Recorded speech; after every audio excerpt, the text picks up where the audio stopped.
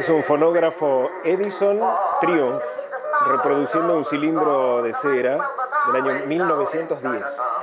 ¿Qué hace este fonógrafo en una casa de Capital Federal? Bueno, yo soy coleccionista desde muy chiquito, desde los 6 años que junto grabaciones.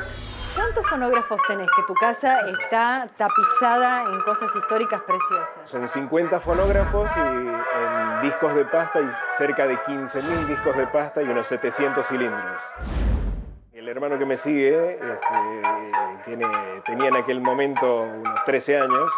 Entró al fondo de casa, encontró partes de un fonógrafo eléctrico, hizo funcionar el motor. Él se fijó en un diccionario que con un cucurucho de papel y una aguja en la punta se podía escuchar. Yo tenía 6 años, estaba fascinado con el invento ese.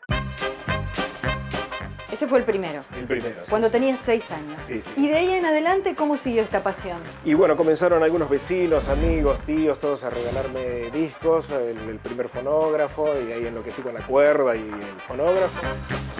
Y a los 17 vine a rendir para entrar a COSAL, para la Escuela de Locutores, y bueno, de ahí me quedé en Buenos Aires, enloquecí en Buenos Aires, porque aquí estaban todos los discos que no se podían conseguir en Salta y los fonógrafos que no se podían conseguir en Salta.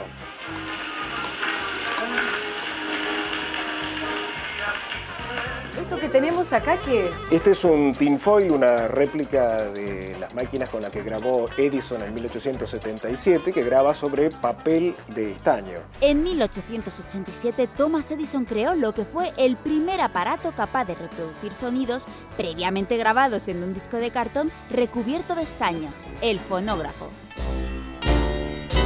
Thomas Alva Edison también te provoca una fascinación especial. Absolutamente. Para mí es el humano, tal vez uno de los pocos humanos que logró ver plasmado su trabajo, su ingenio. Vamos a grabar sobre papel de estaño como hizo él el 6 de diciembre de 1877. María tenía un corderito, su lana era blanca como la nieve.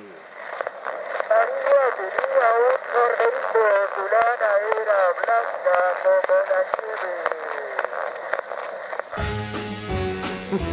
¿Cuál sería tu sueño? ¿Qué querés hacer? Y mi idea sería armar un museo para poderlo exponer y para poder brindar a la gente el trabajo y compartir esa locura, esa pasión por estas cosas.